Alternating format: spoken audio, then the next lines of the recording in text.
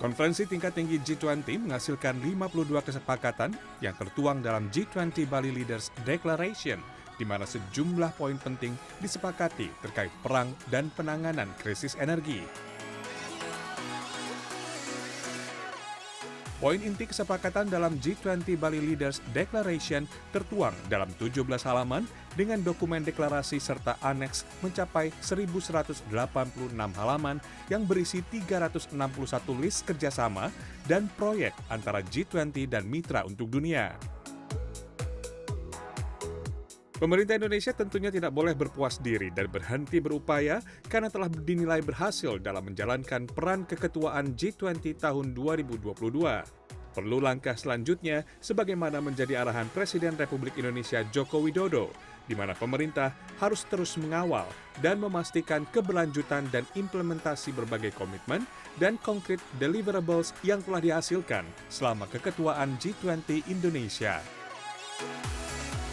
Di tingkat nasional, perlu dilakukan koordinasi dan sinergi seluruh kementerian atau lembaga terkait di bawah koordinasi Menteri Koordinator Bidang Perekonomian dan Menteri Koordinator Bidang Kemaritiman dan Investasi, mengingat konkret deliverables yang bersifat lintas sektor.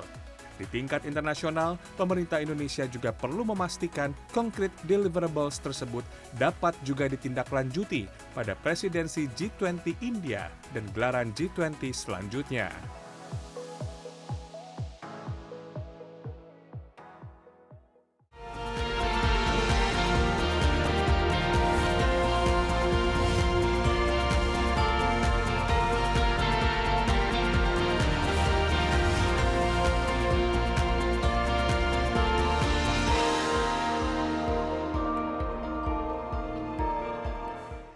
Memasuki tahun 2023 ini sepertinya dunia internasional masih memiliki lumayan ya banyak tantangan. Perang di Ukraina masih berlanjut dan di belahan dunia ada resesi ekonomi dan krisis ekonomi yang tentu saja merupakan tantangan bagi kita semua.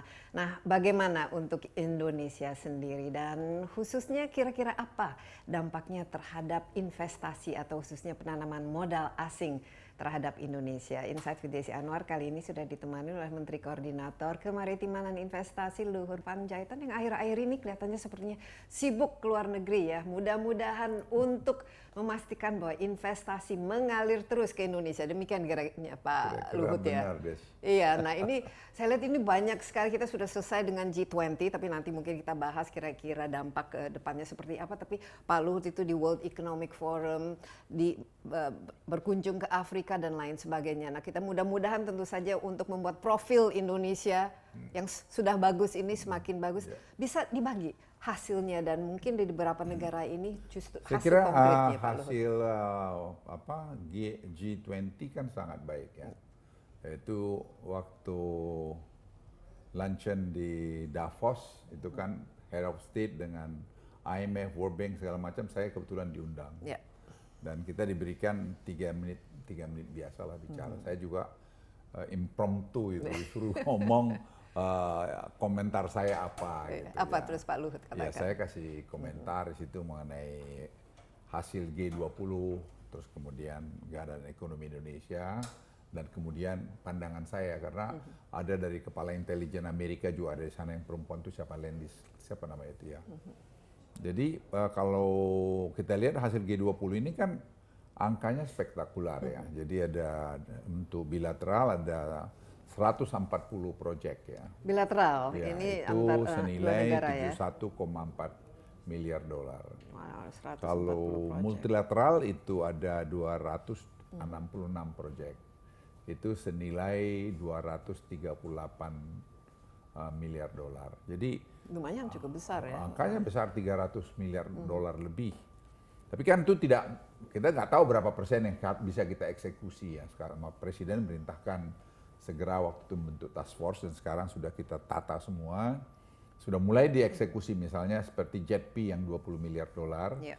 Kita sudah bentuk sekretariat di sini, dan dari tim Amerika datang sini, sebelum Natal kita udah pergi ke London, ketemu dengan perbankan yang yang bergabung di sini ada 7 bank.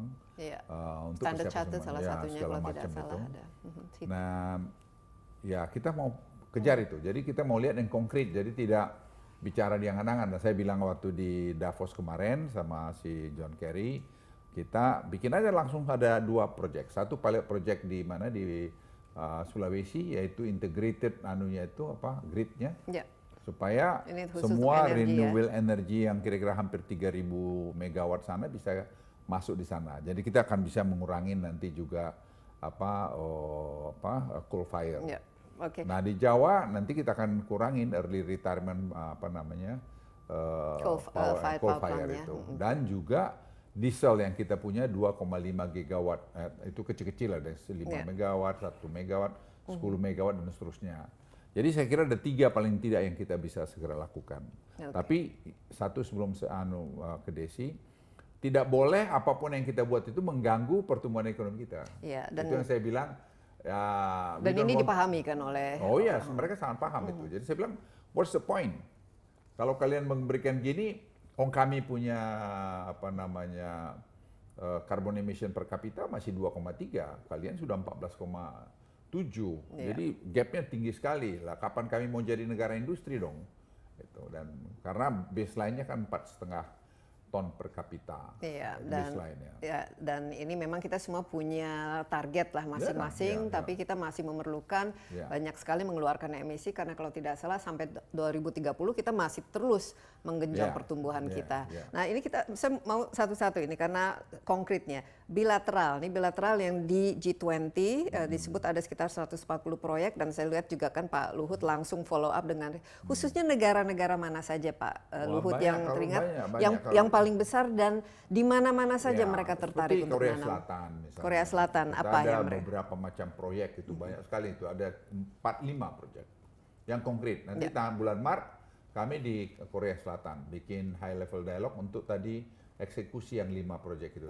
Itu proyeknya proyek apa? Macam-macam ada seperti Hyundai, otomotif. ada nanti proyek mengenai lead baterai, ada proyek macam saya tidak ingat semua.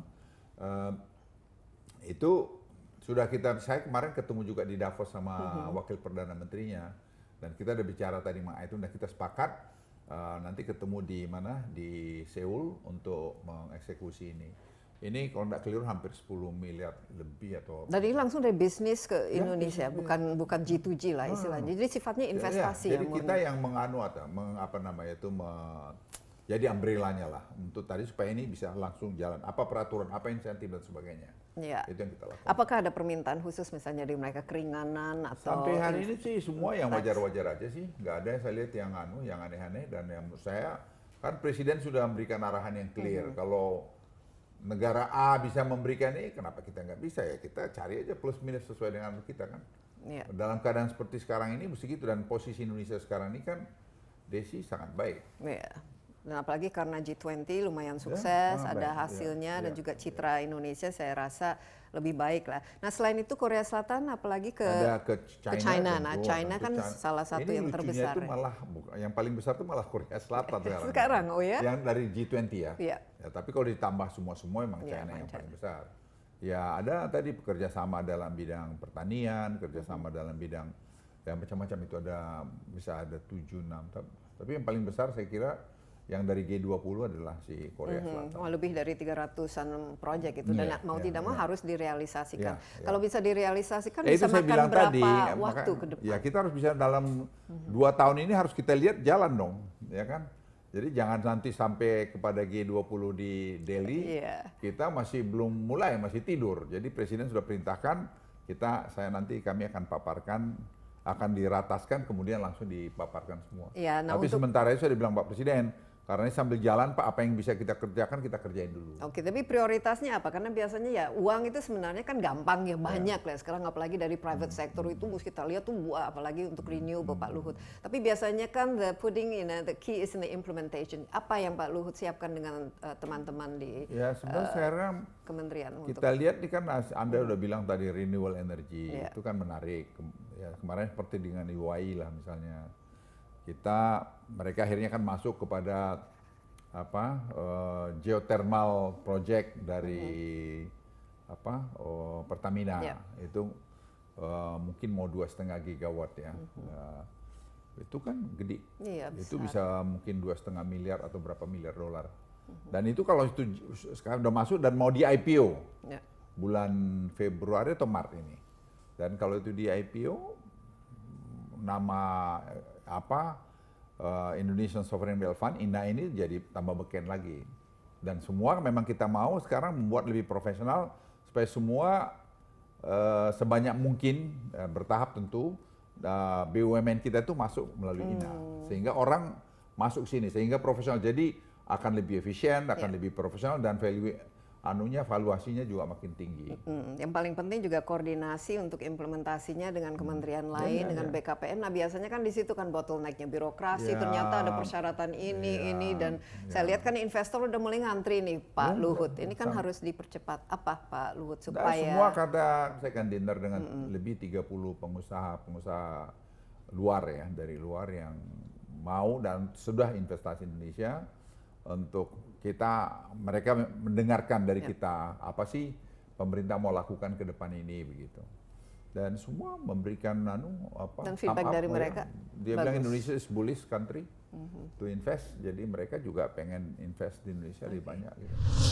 Ini kan mimpinya Amerika ini, karena mereka mau jadi leader dalam konteks. Kita sih mana aja sepanjang tidak mengganggu pertumbuhan ekonomi kita. Jadi saya bilang sama mereka kan seperti mau ngatur. Saya bilang kalau kau ngatur-ngatur kami nggak mau.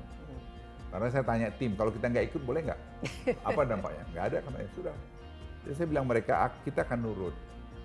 Sepanjang kami punya pertumbuhan ekonomi terjalan.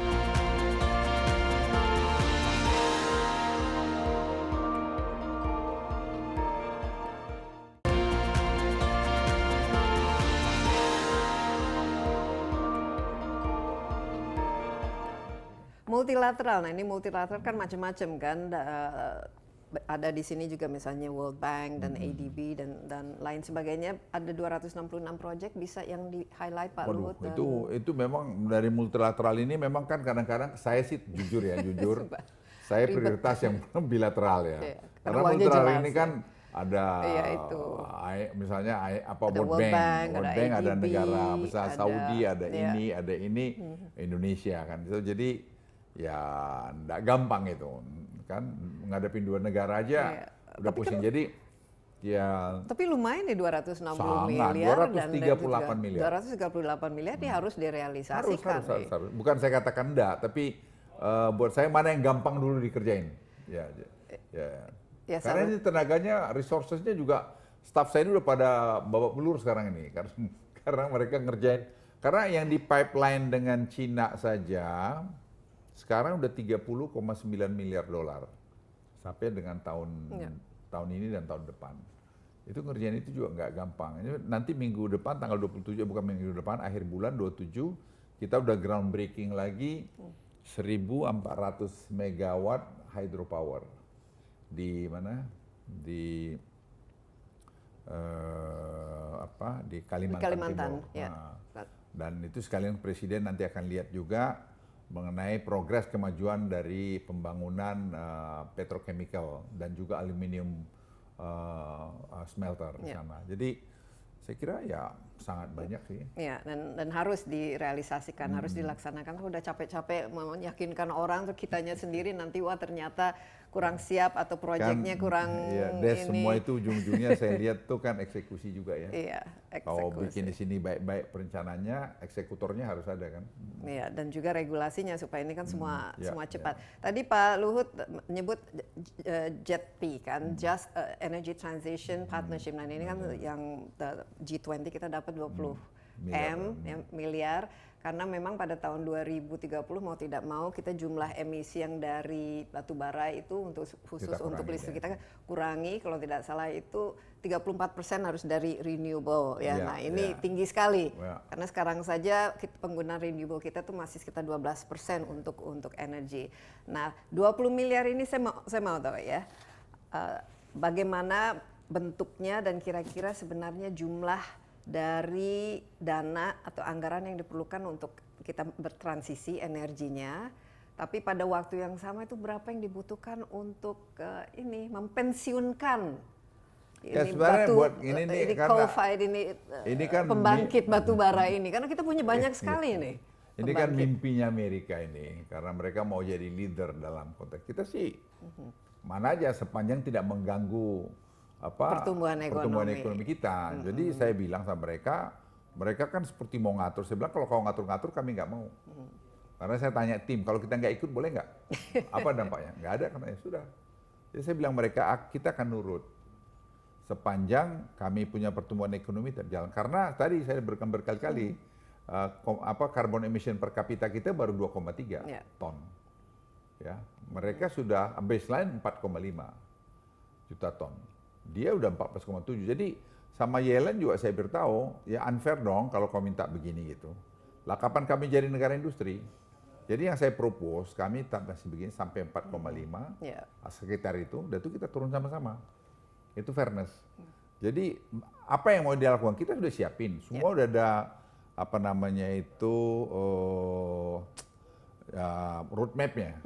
Dan ini coal power plant mana saja yang mau kita early retire, yang mana dan berapa cost-nya, semua sudah ada, tinggal di benchmark mereka. Dan kemudian mana renewable energy, kita udah siapkan 21 gigawatt, 21,2 gigawatt, semua udah adanya, tinggal kamu mau pilih mana. Ya, terus kau harus kasih bunga uang yang dong, bunga uang yang murah, artinya triple A country. Kalau kau kasih berapa? Bunga ya. ADB biasanya kasih itu 5%. Kita tidak mau dong kalau yang gitu-gituan. Kalau gitu apa? What's the benefit for Indonesia? Iya dong. Jadi kita ambil jual lihat. Saya bicara fair sama mereka. Dia bilang kalau Anda kasih bunganya sama dengan bunga yang komersial ya lupain aja itu saya bilang. Tapi mereka tertarik nggak untuk membiayai penutupan ini pembangkit batu bara kita? Karena sangat tertarik. Saya lihat justru mereka lebih tertarik untuk yang renewable, jadi seperti solar panel. Semua tertarik. Mau membiayai. Tapi apakah dia ada uang itu persoalan lain. Kalau buat kita it doesn't make any difference buat kita sih. Tapi hari ini kita tetap jalan tapi tidak secepat itu. EV kita jalanin, karena EV itu kan transportasi itu salah satu penyumbang carbon emission yang paling tinggi kan.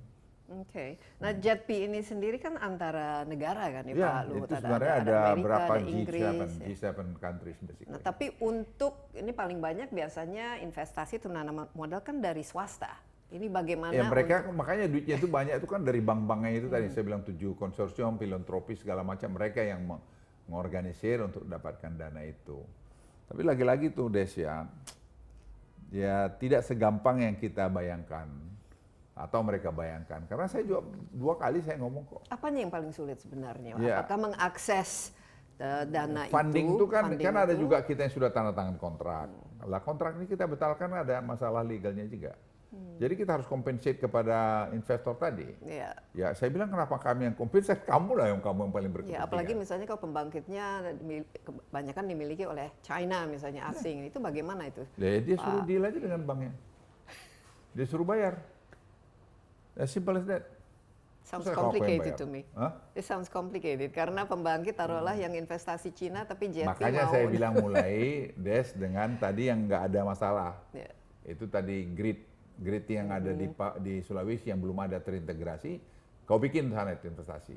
Supaya dari sini nanti misalnya geothermal, dari sini nanti hydropower, dari sini wind, dari sana nanti solar panel, itu bisa dalam satu grid.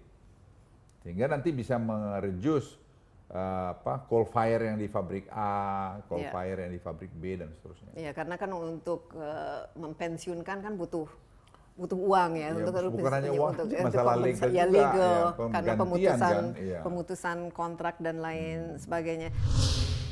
Sepeda motor tuh 136 juta ya, kita gede loh sepeda motor. Nah, sepeda motor kalau Anda lihat tuh 71 miliar liter per tahun loh kita konsum fuel itu. Jadi dampak kepada emisi itu kan tinggi. Seperti Jakarta ini kan very dirty ya. Jadi kalau Jakarta ini mimpi saya sih ya 10% ya.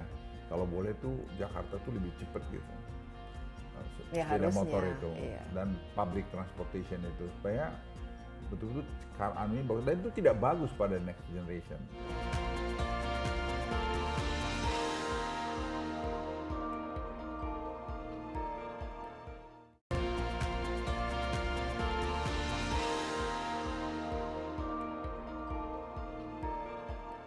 Pak Luhut tadi you mention ya tadi disebut EV electric vehicle dan juga yang sekarang ya kita sering sekali baterai. Nah ini saya lihat ini tuh ranahnya ranahnya Pak Luhut ini electric vehicle baterai dan kita punya ambisi berapa 2 juta EV pada tahun Ya sekarang 2000. yang paling penting itu satu sebenarnya EV itu populasi itu dalam 2 tahun ke depan itu harus bisa 10%. 10% jadi. Ya, jadi sepeda motor itu kita harapkan bisa 1 juta, mobil 200.000, 100.000 ya.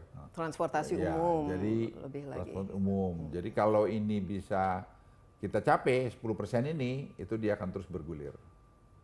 Nah, kita mau boost. Dan kita mulai tahun ini, Pak. Tahun ini kita mulai, Pak. Jadi tahun ini sepeda motor, rapat itu kami putuskan. Ada universitas yang mau masuk, silakan. Asal nanti memang dia dari Kementerian Perindustrian lulus uji emisinya studinya ada segala macam. Bukan uji emisi Kemudian, lagi sudah listrik. Ya cost kemudian ya nanti pabrik-pabrik yang replace atau refurbish sepeda motor yang sudah dipakai menjadi listrik jadi ya, konversi kita lah. bangun konversi itu. Dan itu juga kan lapangan kerja lagi. Ya kita beri subsidi 7 juta itu.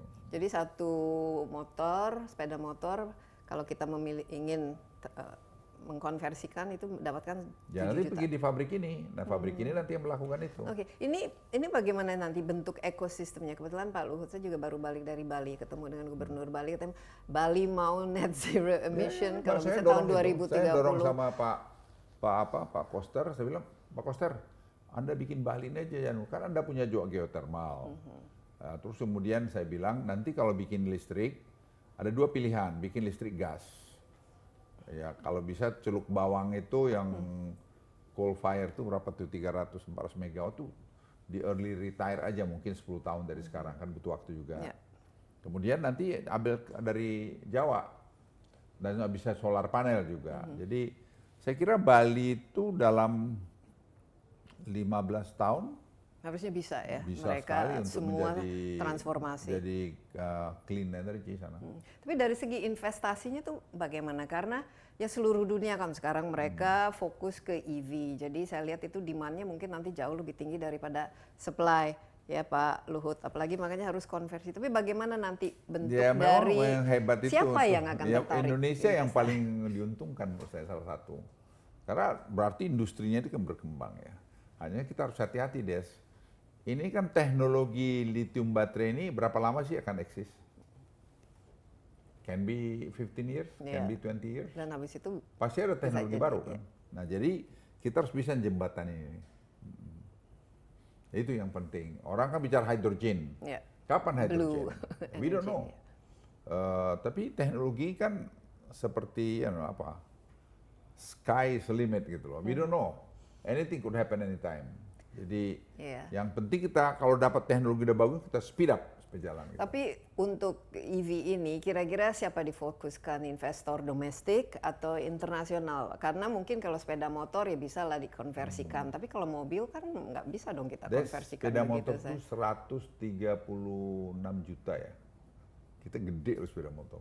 Nah, sepeda motor kalau Anda lihat tuh 71 miliar liter per tahun loh kita consume fuel itu. Ya. Jadi dampak kepada emisi itu kan tinggi. Seperti Jakarta ini kan very dirty ya. Jadi kalau Jakarta ini mimpi saya sih ya memang 10% ya. Kalau boleh tuh Jakarta tuh lebih cepat gitu. Sepeda motor itu dan public transportation itu supaya betul-betul ini bagus dan itu tidak bagus pada next generation. Iya, tapi ini harusnya dimulai dari pemerintah sendiri ya. Pak Luhut jadi role model. Sekarang semua mobilnya kita tahun ini mau sudah listrik, pakai EV semua. Semua EV. Tapi Semua itu EV didapatkan karena saya lihat di G20 itu banyak sekali EV. Iya, Itu tapi import ini- semua tapi kan. Ya sekarang masih sampai pabriknya jalan kan. Tapi pabriknya jalan saya kira tengah tahun atau akhir tahun udah jalan tuh semua. Jadi kita kasih mereka tuh 18 bulan sampai 2 tahun untuk bangun pabriknya. Sementara itu mereka boleh import dulu. Kita kasih insentif. Insentif untuk itu. Oke, jadi sepeda motor ini kalau 10% saja untuk tahun ini Ini ya. tahun depan ya. Tahun depan jadi lumayan lah bisa 1 juta Sangat lumayan. idealnya Tapi ya. saya sih kalau bisa lebih cepat lebih. Iya. Karena lingkungan ini very very important. Apalagi Jakarta sekarang setelah lepas PPKM kayaknya polusinya semakin parah loh Pak iya. Luhut. Makanya investasi bisa dikatakan mungkin 1 tahun 2 tahun ke depan ini fokusnya memang ke investasi yang berkaitan dengan lingkungan ya. Iya, lingkungan sangat. Ini temannya Pak Luhut, Elon Musk, nah gimana? Karena Ya gini, hasil ini dari kan kita masih percakapan. NDA ya dengan mereka, jadi saya juga nggak bisa Ya. disclose semua. Tapi yang saya boleh katakan, kita tuh sekarang masih tetap very intensive discussion dengan mereka dan sudah kayaknya mengerucut sih. Jadi apa dia akan berinvestasi di Ya, Indonesia, kita lihat, bikin ya. pabrik Tesla di Ya, sini? kita harap begitu. Ya sampai hari ini begitu pembicaranya. Iya, tapi belum ada yang ditandatangan, belum ada yang belum, konkret. belum. Ya kita kalau besok itu jalan, saya berharap mungkin 2 minggu kemudian timnya datang kemari, ya kita Oke. lihat setelah itu. Nanti ya mudah-mudahan ini kita harus ketemu ya juga, karena kelihatannya lagi memiliki masalah juga ya Elon Musk dan Ya kan Twitternya dan kita lain perkawanan sebagainya. itu des kan situ, orang lagi susah, jangan kita terus. Tapi dia tertarik ke ini Sangat. dengan Indonesia. Udah pernah deh ke Indonesia Pak Luhut. Tadinya mau ke Indonesia tuh gara-gara dia punya persoalan Twitternya dia Iya. nggak jadi lagi ke Harusnya kan di G20 Iya. dia hadir ya. Akhirnya dia zoom kan. Iya, ini orang terkaya dah yang di dunia. Tapi Pak Luhut mengenai baterai, nah ini Ya. salah satu lagi. Bagaimana roadmap untuk apalagi Indonesia? Kita kan mau hilirisasi, bisa cerita sedikit mungkin Baterai mimpinya saya Pak kira Luhut. kita sekarang baterai ini sudah dengan CATL kan sudah tanda tangan, jadi main ID. Jadi menurut hemat saya tinggal soal timetable-nya aja kita penuhi. Dan saya berharap sih akhir tahun 2024 kita sudah produksi our own lithium baterai. Itu di mana-mana saja nanti ini Ada lokasi untuk bisa di pertambangannya. Jawa, bisa nanti di mana?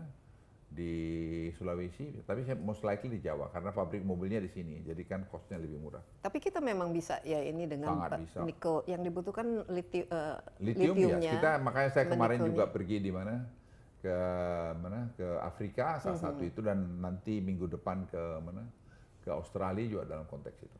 Yang ngomong-ngomong kemarin ke Afrika bikin apa Pak Luhut? Ya Apa kita yang presiden bisa perintahkan bahwa kita membangun South-South Cooperation dan saya ketemu Presiden Ruto di mana di Kenya, Kenya. kemudian Presiden Felix di mana Kongo dan Presiden Didi di mana di Zimbabwe dan mereka menerima saya itu luar biasa karena Indonesia. Jadi Indonesianya ini buat mereka sangat penting karena kita hampir tidak pernah pejabat high level government Indonesia itu satu delegasi datang untuk membuat kerjasama. Mungkin tidak pernah. Dan Jadi ini pertama kalinya ya. ya, jadi Ini mereka apa mereka ingin berinvestasi di Indonesia atau kita yang berinvestasi? Jadi dia ingin menyontoh model kita dengan Cina. Menurut saya kan Cina itu baik. Ya, tapi baik karena kita juga jelas. Ya mereka bilang kok ke kalian bisa, kok kami enggak gitu loh. Ya udah contoh model kami aja. Jadi kayak gitu. Nah, yang saya titip, kita orang Indonesia, entah dia pengamat, entah dia pernah di pemerintah atau belum pernah di pemerintah, nggak usah terlalu banyak berkomentar kalau belum tahu ceritanya secara utuh gitu. Itu aja saya titip karena itu kan merugikan kita sendiri semua. Karena semua itu ada waktunya. Jadi sekarang Pak Jokowi lagi melaksanakan, udah kita dukung aja. Nanti Pak Jokowi selesai termnya, ya kita dukung lagi supaya negeri kita tetap jalan gitu.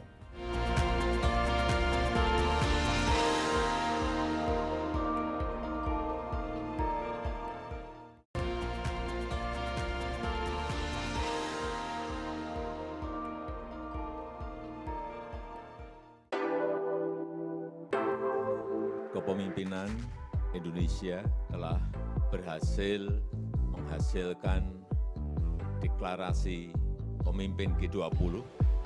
Penyelenggaraan presidensi G20 Indonesia telah sukses dilaksanakan meski di tengah krisis multidimensi dan pemulihan ekonomi dunia yang tidak merata akibat pandemi COVID-19.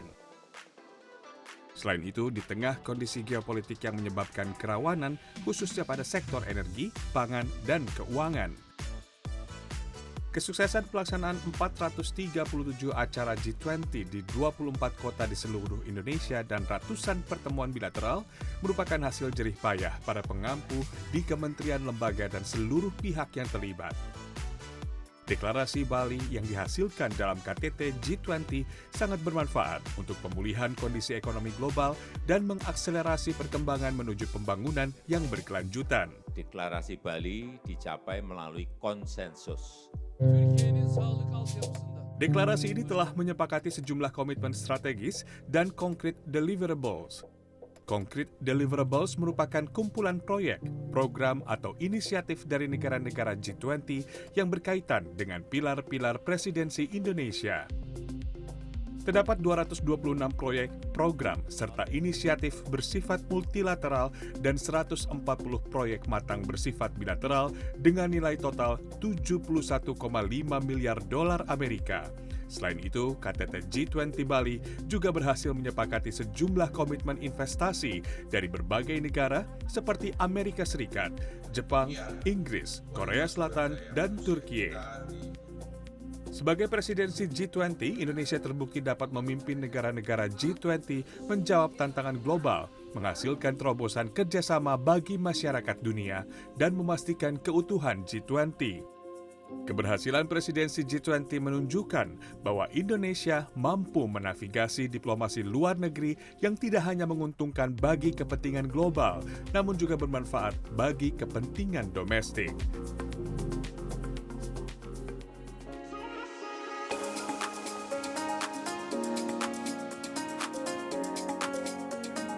Seperti diketahui, rangkaian kegiatan presidensi G20 Indonesia telah dimulai pada 1 Desember 2021 hingga puncaknya konferensi tingkat tinggi yang diselenggarakan pada 15 hingga 16 November 2022 di Bali.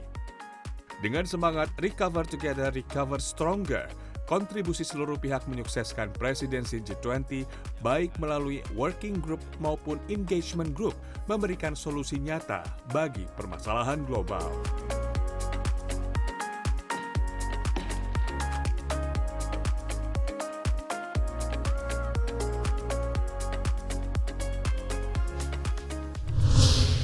Kalau kita lihat tadi dunia ini kan semakin kompleks, apalagi Amerika Serikat sama China, mereka berseteru lah, dan ini dua-duanya adalah ini partner kita ya untuk perdagangan dan investasi. Pak Luhut, ini bagaimana mengambil momentum kesempatan ini ketika apalagi dunia lagi agak resesi, masalah krisis, kita di mana bisa menggait ya dari semua Kalau pihak sekarang ini? itu saya lihat Indonesia itu pada posisi apa namanya itu ya, garis cantik, yang semua orang tuh melihat, ternyata Indonesia ini something gitu loh. Oke. Yang tadinya kita anggap wah negara antah berantah, tapi itu mulai dari COVID. Indonesia itu kok paling hebat nanganin COVID, and secara simultan dengan ekonominya juga kok bisa dihandle dengan baik gitu. Nah mereka lihat Pak Jokowi gitu ya, presiden gitu. Jadi saya pikir ya memang momentum Indonesia bagus. Nah yang saya titip, kita orang Indonesia, entah dia pengamat, entah dia pernah di pemerintah atau belum pernah di pemerintah, tidak usah terlalu banyak berkomentar kalau belum tahu ceritanya secara utuh gitu. Itu aja saya titip, karena itu kan merugikan kita sendiri semua. Karena semua itu ada waktunya. Jadi sekarang Pak Jokowi lagi melaksanakan, udah kita dukung aja. Nanti Pak Jokowi selesai termnya, ya kita dukung lagi. Supaya negeri kita tetap jalan gitu. Jadi jangan kita politisasi yang akhirnya merugikan negara. Mungkin menguntungkan dia dari aspek politik kepentingan dia. Tapi kalau kita lihat international interest, menurut hemat saya sih jangan gitulah. Mungkin kalau ngeritik pakai bahasa Indonesia aja supaya orang asing nggak ngerti kan. Pakai bahasa Inggris.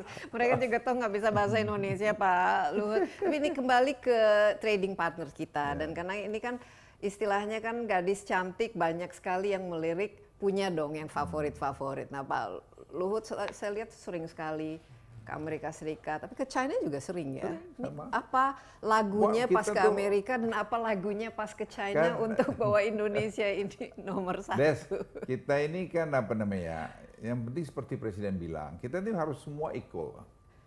Itu yang harus pertama kita terus sampaikan bahwa kalian kalau sama kami harus equal loh. Jangan kau look down kita atau try to. Emang ada yang berani look Ya down? ada lah. Siapa? Dulu kan menganggap Obama. Indonesia ini kan dulu ecek-ecek gitu.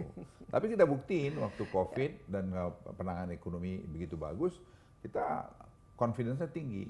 Jadi mana-mana saya ngomong, kalau kamu mau datang investasi, datang. Kami ada 4 pilar ekonomi kami, saya bilang. 1, hilirisasi. Yang kedua tadi digitalisasi, kita di mana semua membuat negara ini jadi lebih efisien. Government procurement through digitalization, government system through digitalisasi juga, jalan, kemudian batu bara, semua kelapa sawit, semua kita digitalisasi. Jadi ini efisiensi orang suka lupa.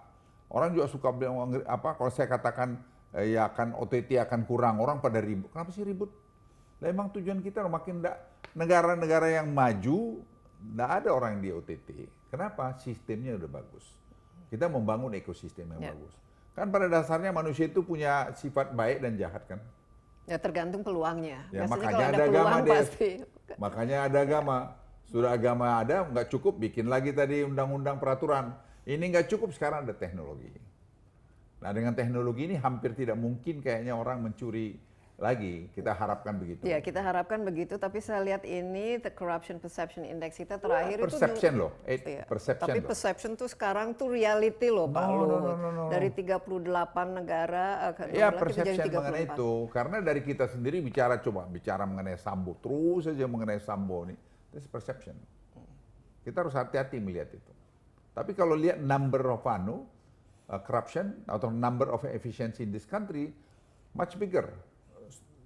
Do study on that. Iya, Ya. tapi like I said sekarang dengan adanya sosmed dan lain sebagainya itu perception itu Ya, justru itu yang. bisa, tapi kita bisa. harus retrospeksi juga kan Oh Pak ya, Luhut, saya setuju. Saya nggak mengatakan saya karena nggak- pasti perception ini kan ada dampaknya kan terhadap investor asing melihat juga Indonesia. tuh. Enggak. Sekarang tadi malam yang buktinya mereka sembilan they look at Indonesia very bullish, you know. Iya. Kita cinta untuk investasi. Kami saya udah investasi, so saya mau lagi gitu. Karena saya bilang sama dia kalau if you have a problem, come down to me. Ya, kamu nanti. Ya, itu yang mungkin ada ininya juga, the personality. Kita juga harus pintar-pintar bernegosiasi Ya, saya bilang, sama negeri mereka. ini juga tidak sempurna. Jadi jangan, don't get me wrong, saya bilang. Negeri ini juga banyak kurangnya. Tapi kami juga memberikan service. Ada sekarang sampai hari ini yang Anda punya masalah, you let me know. Terus No, mereka we don't bilang have apa? problem. Nggak ada yang berani. Dan enggak. Oke, strategi ya investasi. Ini target untuk tahun 2023. Ada angka nggak di kepala? Harus Ya, kita kan ada mencapai. 1.200, 1.400 Oke, triliun. paling kita. besar dari mana? Maksudnya Ya, ingin kita lihat dapatkan? masih Singapura, Cina, ya Singapura itu ya Cina juga Iya. lah. Ya negara-negara itu Amerika Tapi sekarang. apa mereka lebih ke masih kayak ini Sekarang sektor-sektor mereka apa lihat yang itu, paling besar? pharmaceutical besar. Kita sekarang Alkes kita. Dulu kan waktu karena COVID ini, kita belajar iya. kita kan percaya global supply chain itu. Sekarang saya sih, yes global supply chain, tapi at least 60% we have to have our own. You never know. Nah ini memberikan investasi besar, pharmaceutical. Ya, farmasit. Terus kemudian juga apa namanya obat-obat. Kemudian juga ya tadi industri. Sekarang kita bicara ini Des. Kan kemarin iron steel, lithium baterai. Iya, Lah sekarang baja. iron steel ini kan bisa bikin garpu, Iya. bikin surgical tools. Instrument tools. Banyak itu kan itu kerjaan UMKM. Itu can create job opportunity, million of job opportunity. We don't have it. Selama ini kita import dari Pakistan, materialnya dari kita juga. Lah, saya bilang kemarin sama India ini yang datang investor India si Sri siapa namanya Sri apa itu. Saya bilang why don't you convince your Tertarik Indian mereka. investor to invest here. Karena dia masuk di lapangan terbang Kertajati. Nah, itu aja kau bikin di sana gitu. materialnya ada di kami, alat suntik, Ya. apa jarum suntik. Ya kenapa mesti datang bikin di sana, bikin sini kan kosnya lebih murah. Ya seperti itu. Jadi kita Iya. mesti teliti nanti Des melihat ke satu-satu yang kecil-kecil. Yang lebih sekarang lebih ke manufacturing, yang Ya, lebih manufacturing. pengolahan. Jadi kita menurut saya sekarang sudah masuk pada era industrialisasi. Oke, contohnya kita kelapa sawit dan selama ini kan memang sangat tergantung dan harganya juga kita diuntungkan oleh harga komoditas yang melambung. Tapi katanya tahun ini harga-harga komoditas mungkin akan lebih normal lah. Ya, Plan untuk hilirisasi. Tadi kan saya sudah bilang apa? tadi hilirisasi satu ya. Kedua tadi digitalisasi Ya. ini. Digitalisasi ini tax revenue kita kan naik terus karena efisiensi. Ya seperti tadi kelapa sawit, Ya. apa semua. Kelapa sawit itu Des, hanya 7 juta hektar sekian yang dipajakin. Yang kan kita sekarang ketemukan 18,8 juta hektar. Yang 11 juta ini belum dipajakin ini. Lah ini pajaknya berarti hampir 2,5 kali lipat. Sekarang lagi kita kerjain nih. Kita kerjain semua satu-satu. Jadi yang ngeritik-ngeritik itu jangan ngomong gitu. Lihat yang kayak gini-gini. Ini berpuluh-puluh tahun gak ada yang lihat. Kita mau nyari cara saya lapor. Tidak usah lah Pak, kita nyari administrasi aja. Walau bawa dihukum nanti beranu lagi tuh. Saya bilang seperti BLB, masa sekian puluh tahun gak beres-beres. Masih ngomongin BLB hari ini. Ini kita bikin anu aja administrasi. Kau bayar karena kau buat salah. Kalau kau tidak mau bayar, diambil oleh pemerintah. Jadi BUMN, kan sederhana. Iya. Kalau kau bawa ke hukum, kita nih 10 pengacara bisa 15 pikiran kan. Jadi make it simple. Oke, tapi dari segi produk-produk yang bisa diinvestasi khususnya untuk hilirisasi CPO Banyak apa? deh, banyak sekali deh. Dan apakah memang ini orang memang tertarik ya untuk di situ Pak? Iya tertarik Oke. lah, tertarik lah. Sekarang Apa yang alat-alat, bisa? saya bilang tadi alat suntik. Kemudian sekarang darah manusia yang bisa dibikin jadi obat lagi kan. Ya, Itu ya plasma plasma ya. itu. Sekarang udah dapat izinnya dan kita bisa buat, dan rakyat kita 282 juta. Nah, itu kan banyak. Iya. Ngapain kita import plasma darah? Oke. Satu lagi pangan. Nah ini kan pangan kita apalagi Ya kita memang nih lumayan. Des, pangan itu memang kita, menurut saya tidak ada program pertanian yang masif kan. Kita kecil-kecil semua. Tapi sekarang kita mulai bikin ada pertanian yang bisa mungkin 100, 200 hektar sehingga pekerjaannya lebih efisien. Dan itu jadi koperasi sendiri gitu. Yang kedua, kita tidak pernah membuat bibit, selalu import bibit. Sekarang kita punya research dengan Karena genomic. kita harus beli patennya kan. Nah, ya. sudah, itu Beijing Genomic Institute kerjasama sama kita. Zhejiang University kerjasama sama kita. penting. Alumina dari Amerika di San Diego untuk tadi juga genomic kerjasama sama kita. Sekarang research itu di Danau Toba kita berharap akan mulai bekerja mungkin ya tengah tahun ini. Dan kalau itu jalan mungkin dalam 3 tahun ke depan kita sudah bisa memproduksi bibit-bibit yang berkualitas, yieldnya yang tinggi. Dan itu saya kira akan sangat-sangat sangat membantu masif, ya. masalah ketahanan pangan kita. Iya, apalagi sekarang kan dunia kan dihadapi oleh krisis pangan, harusnya Indonesia jadi lumbung Ya, untuk ya, menyediakan ya. ini semua. Jadi orang selalu pikir karena jabatan saya begini terus langsung korupsi. Sekarang mau korupsi itu di mana kan bisa ketahuan semua. Iya.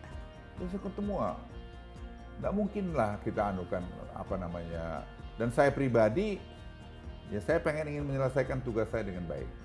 Saya nggak mau ada cacat karena saya melakukan suatu hal yang tidak benar. Iya. Itu saya kira sebagai seorang perwira, Kopassus lagi, saya nggak mau mempermalukan anak-anak buah saya Iya, yang sudah jangan. gugur ataupun yang masih hidup sekarang ini, mantan komandannya tidak melakukan tugasnya dengan benar. Iya, Itu mudah-mudahan. satu Touch wood. janji yang ya saya terus tanggung. Harus jadi contoh yang baik ya, itu karena selalu saya pegang.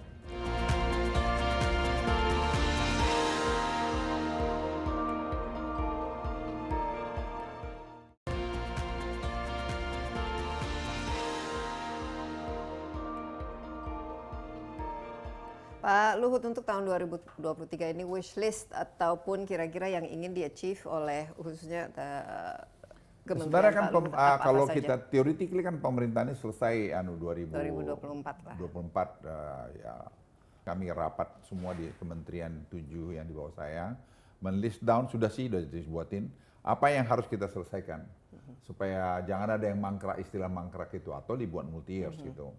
Nah, ya kita pengen nih jadi sistem yang nanti tinggal diterusin oleh pemerintahan yang akan datang. Iya. Jadi saya pikir harus begitu bekerjaan. Jadi kami rapat yang ketiga ini nanti minggu depan. Ya, jadi ini implementasi, eksekusi, tapi juga ini dengan adanya anggaran yang memang sudah dijanjikan, ini harus di follow up terus ya. Oh jangan yes, sampai- Biasanya kan kalau ini janji akan menanam Enggak modal di sini dan nggak ternyata ada, kita banyak sekarang sekali. ini nggak ada, ya jangan takabur ya, nggak takabur, tapi saya nggak lihat sih ada masalah itu. Kita mengeksekusinya kita masalah. Ya. Kecepatan kita harus bisa dengan jumlah keinginan orang untuk investasi di Indonesia. Dan UMKM kita Pak Luhut, Ya, ini UMKM domestic sekarang investment kan jauh lebih sangat penting bagus, sebenarnya. Ya, banyak sekali. Justru kekuatan kita di UMKM tadi. Saya sudah sebutkan tadi hilirisasi, sabit efisiensi, harga komoditas, dan satu dana desa ini. Iya. Dana desa ini super hebat itu. Dan itu Presiden Jokowi yang mengeksekusi pelaksanaan undang-undang dana desa ini. Dan itu saya pikir yang membuat kita nggak bisa dikacauin orang. Misalnya waktu harga BBM naik, yang demo kan itu aja. Kalau di pedesaan semua kan happy karena dia punya duit hampir 1 miliar tiap desa, tergantung desanya besar bagaimana. Sehingga kegiatan ekonomi di pedesaan itu jalan. Iya, kan demo sih bagian dari demokrasi, udah Ya nggak harus nggak apa-apa, nggak kaget tapi lagi. jangan demonstrasi itu jadi apa namanya counterproductive, itu aja sih. Nah, terakhir Indonesia ketua ASEAN tahun ini, kita sebagaimana kompetitif dibandingkan dengan Saya kira Vietnam bagus, ya. atau Kita pengalaman Thailand? G20 udah bagus sekali, dan negara-negara ASEAN ini juga saya melihat Indonesia sebagai big brother, dan Indonesia Pak Jokowi sebagai presiden mampu memainkan perannya dengan baik. Yang dulu ada juga orang meragukan peran Pak Jokowi gitu ya. Ternyata beliau membuktikan jauh lebih bagus daripada apa yang dibandingkan yang lalu-lalu, kalau saya boleh Iya. bilang jujur. Tapi sebagian negara bagaimana Pak Luhut kita dengan negara-negara tetangga, apalagi Bagus. Vietnam, Thailand Bagus, yang merupakan destinasi penanaman modal juga bagi Bagus, trading. kita sih bersaing dengan mereka, fairness saja. Kita harus lebih efisien. Makanya Presiden tuh ya membuat sederhana aja. Kita benchmark seperti EV. Wah, saya bilang studi-studi apa sih? Studi aja Thailand, studi aja Vietnam. Apa yang dia berikan kita lihat, tak, adjust sedikit, kita berikan sama. Oke. Ya, kita kelebihannya kita punya semua material di sini. Iya, Dia nggak memang. punya. Iya. Jadi kita pasti menang. Asal negara ini diurus dan dikelola dengan baik gitu Ya, kan. asal jangan ada intinya. konflik of interest. Iya, asal jangan ada yang korupsi. itu yang saya pikir paling penting. Jadi orang selalu pikir karena jabatan saya begini terus langsung korupsi. Sekarang mau korupsi itu di mana? Kan bisa ketahuan semua. Iya. Dan saya ketemu, nggak mungkin lah kita anukan apa namanya. Dan saya pribadi, ya saya ingin menyelesaikan tugas saya dengan baik. Saya nggak mau ada cacat karena saya melakukan suatu hal yang tidak benar. Iya. Itu saya kira sebagai seorang perwira, Kopassus lagi, saya nggak mau mempermalukan anak-anak buah saya Iya, yang sudah jangan. gugur ataupun yang masih hidup sekarang ini, mantan komandannya tidak melakukan tugasnya dengan benar. Iya, Itu mudah-mudahan, satu touch wood. janji yang ya saya terus Harus jadi contoh yang baik ya, terus karena selalu saya pegang. wah, luar biasa Pak Luhut. Tapi ngomong-ngomong sudah punya ini electric vehicle-nya apa, mobil listriknya seluruh Ini kementerian saya ini sudah ada berapa sekarang? Kata si Ini sudah Pak dilengkapi Sesmenko, dengan kami charger-chargernya. semua ini pakai udah ke jalan semua itu, paralel semua jalan. Dan kantornya sudah Semua green akan building. It's okay. Ini sementara orang ragu, nggak usah ragu. Akan jadi Indonesia itu tukang sulap. Tapi harus walk the talk itu yang Iya, paling. iya, iya. Pak Luhut, terima kasih Makasih, banyak. Des. Kita tunggu lagi ini Ya. realisasi dan implementasi dari segala Thank you. macam Thank investasi you. yang Ya. dijanjikan. Kita ingin tentu saja pertumbuhan tetap tercapai. Thank you. Demikian Insight with Desi Anwar kali ini. Terima kasih juga atas perhatian Anda, dan Anda bisa menyaksikan acara ini di cnnindonesia.com dan juga di YouTube CNN Indonesia Insight with Desi Anwar. Sampai jumpa. Take care. Bye-bye. Terima kasih. Terima kasih. Thank you.